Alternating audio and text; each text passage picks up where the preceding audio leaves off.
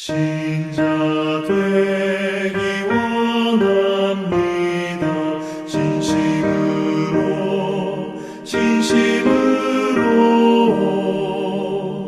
신자 되기 원합니다. 진심으로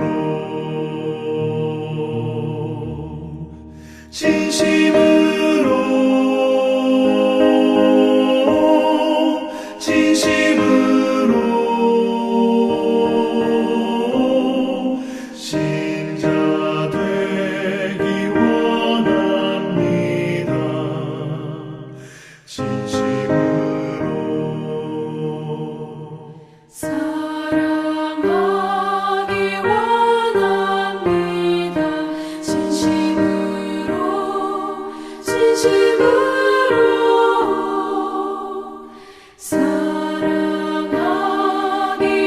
원합니다. 진심으로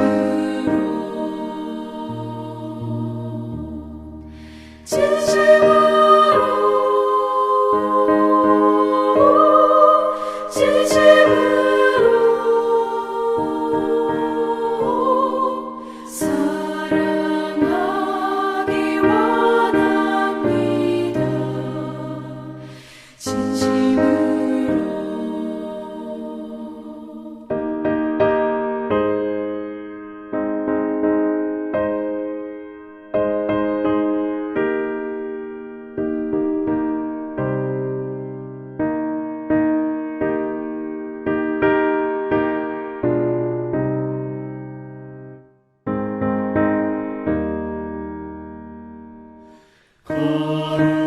거룩하기 원합니다. 진심으로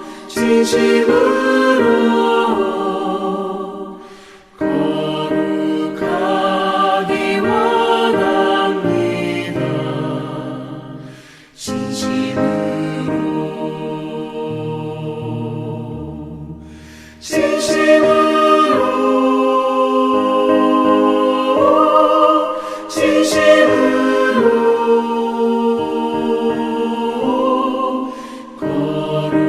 거룩하기 원합니다. 진심으로 예수 닮기 원합니다.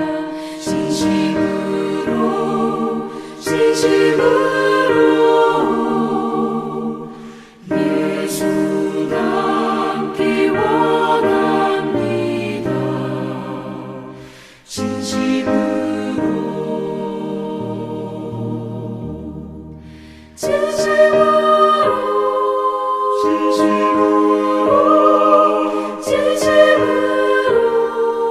진심으로 예수 닮기 원합니다. 진심으로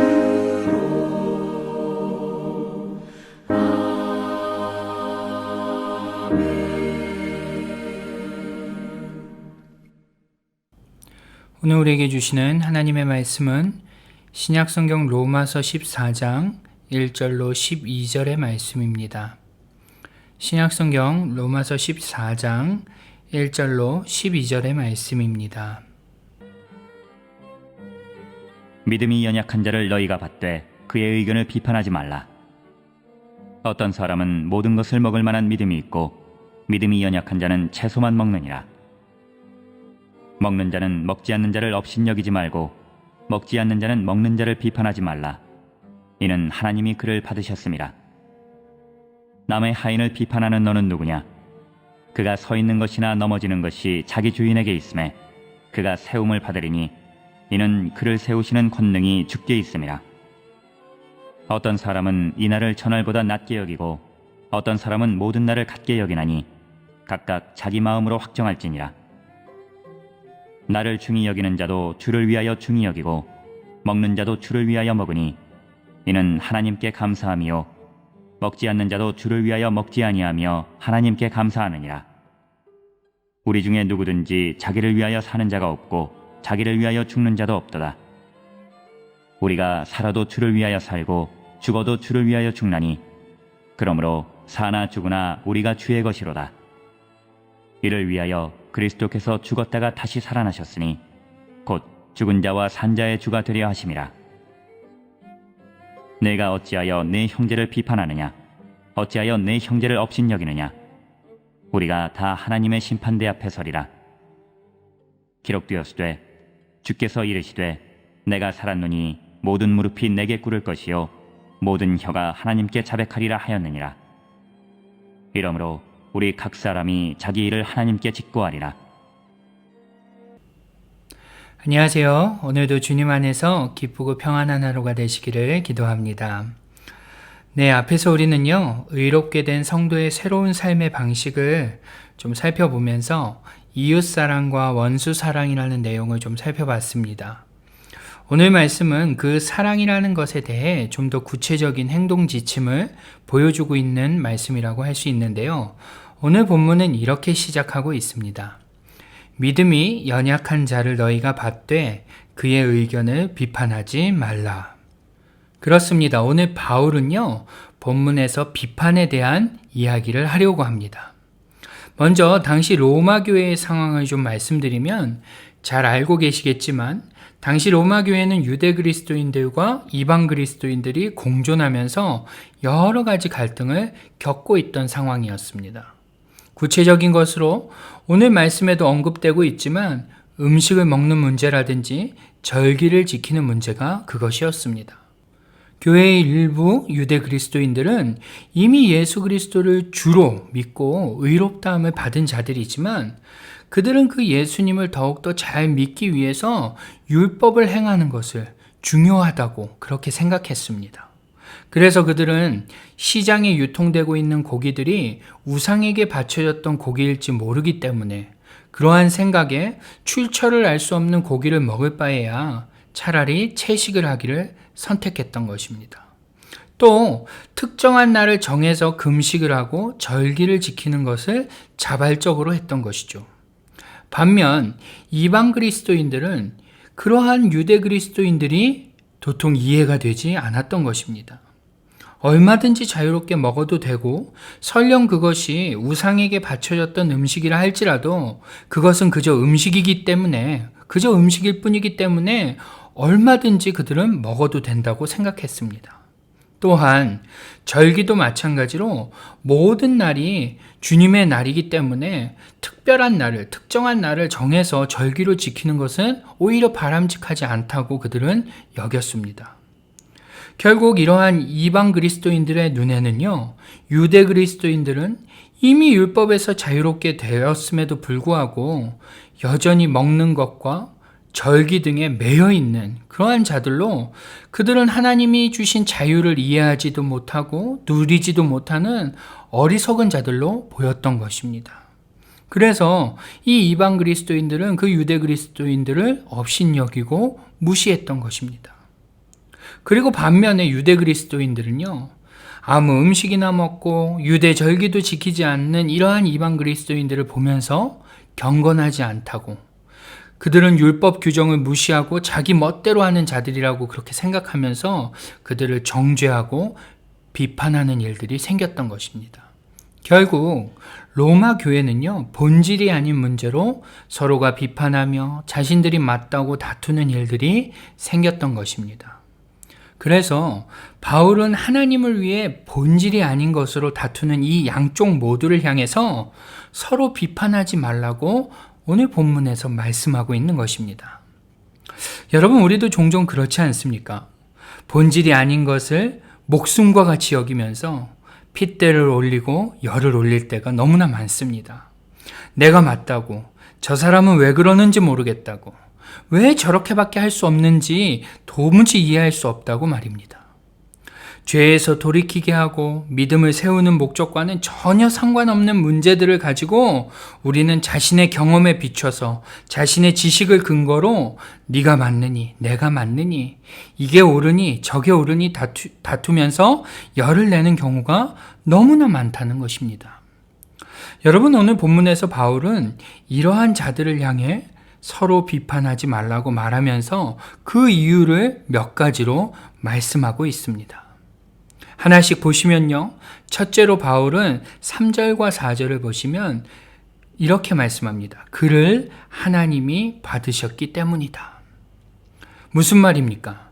저 사람이 맞건 틀리건 저 사람을 하나님이 당신 것으로 삼으셨기 때문에 비판해서는 안 된다는 것입니다. 하나님이 저 사람을 당신의 것으로 삼으셨기 때문에 내가 하나님의 것을 비판하는 것은 옳지 않다는 것이죠. 그가 서고 넘어짐이 주인에게 있기 때문에 만약 그가 틀렸다면, 만약 저 사람이 틀렸다면 주인 되신 하나님께서 넉넉히 가르치실 것이기 때문에 그 일에 대해서 너가 관여할 바가 아니라는 말입니다.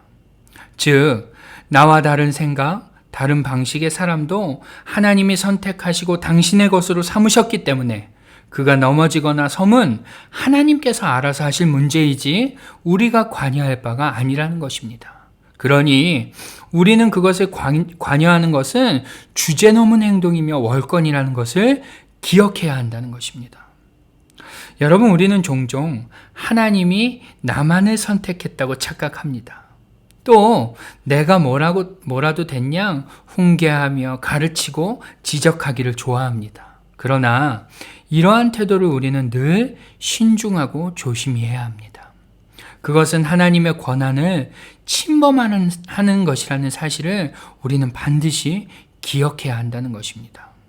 두 번째로 바울은 본질이 아닌 것으로 서로 비판하는 자들을 향해 비판하지 말라고 말하면서 두 번째 이유를 8절과 9절에서 이렇게 말합니다. 살아도 주를 위하여 살고 죽어도 주를 위하여 죽나니 이를 위하여 그리스도께서 죽으시고 부활하신 것이다. 여러분, 이게 무슨 말입니까? 예수님께서 우리로 하여금 사나 죽으나 주님을 위한 존재로, 주님의 영광을 드러내는 존재로 그렇게 살게 하기 위해서 죽으시고 부활하셨다는 것입니다. 그러니 내가 이렇게 하는 것도 또 저 사람이 저렇게 하는 것도 모두 주님을 위한 것이기 때문에 별반 차이가 없다는 것입니다. 주님께서 죽으시고 부활하심으로 이제는 내가 하는 것만이 주님을 위한 것이 아니라 나와 다르다 할지라도 나와 다른 저 사람이 하는 것도 주님을 위한 것이 되게 하셨기 때문에 내가 하는 것을 기준으로 나와 다른 누군가를 비판하는 것은 옳지 않다는 말입니다. 즉, 우리는 내가 하는 것만이 주님을 위한 것이라는 착각에서 벗어나야 한다는 것입니다. 나는 옳고 저 사람은 틀리고, 나는 주님을 위한 것이고 저 사람은 자신을 위한 것이라는 이러한 태도, 이렇게 단정짓는 오만한 태도를 버려야 한다는 말입니다. 마지막으로 바울은요, 본질이 아닌 것으로 서로 비판하는 자들을 향해 비판하지 말아야 하는 이유를 10절에서 이렇게 말씀합니다. 네가 어찌 네 형제를 비판하느냐? 무슨 말입니까? 우리 모두 서로 형제이기 때문에 비판해서는 안 된다는 것입니다. 아니, 나와 다른 누군가를 형제로 생각한다면, 그를 자매로 생각한다면 비판의 태도를 취할 수 없다는 것입니다. 바울은 지금 로마 교회 교인들을 향해 너희가 모두 형제다, 너희가 모두 가족이다, 그러니 서로 비판하고 판단하고 헐뜯고 비난하지 말라라고 말하고 있는 것입니다. 여러분, 한번 생각해 보시죠.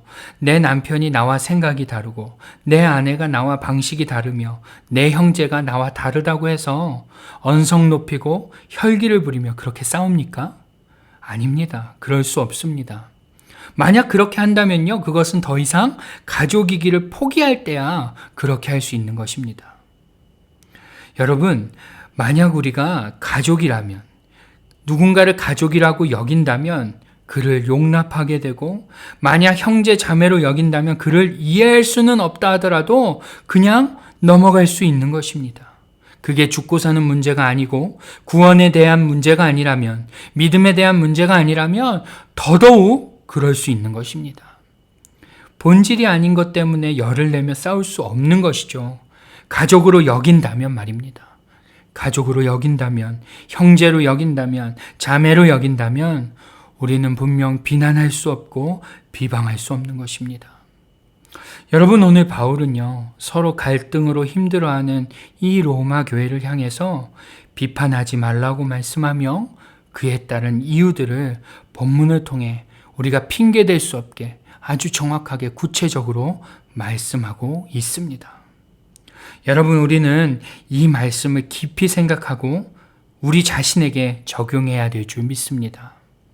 그리고 교회 안에서 나의 모습은 어떤지 한번 반드시 점검해 봐야 합니다.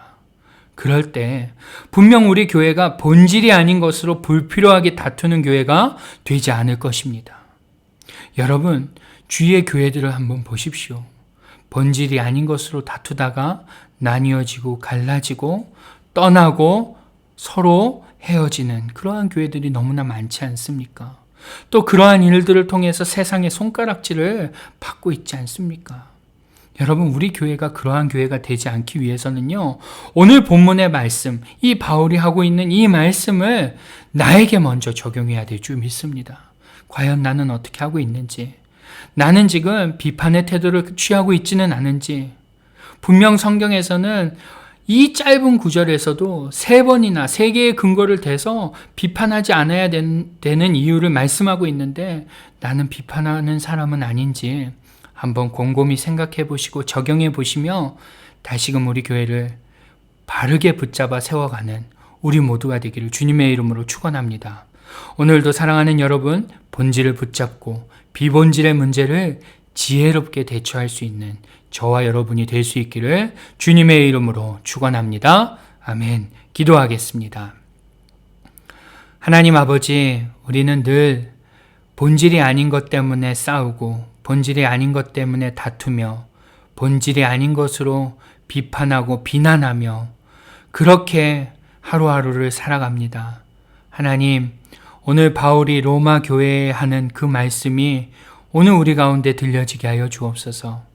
비난하고 비판하는 것으로 하루를 매일을 사는 우리가 아니라 본질이 아닌 것은 양보하며 용납하며 이해할 수 있는 그러한 우리가 될 수 있게 하여 주옵소서. 그래서 나뉘어지지 않는 교회, 하나 되는 교회, 한마음 한뜻으로 뭉쳐지는 교회, 주님이 주인 되시는 그러한 교회로 세워갈 수 있도록 우리 공동체를 하나님 붙잡아 주옵소서.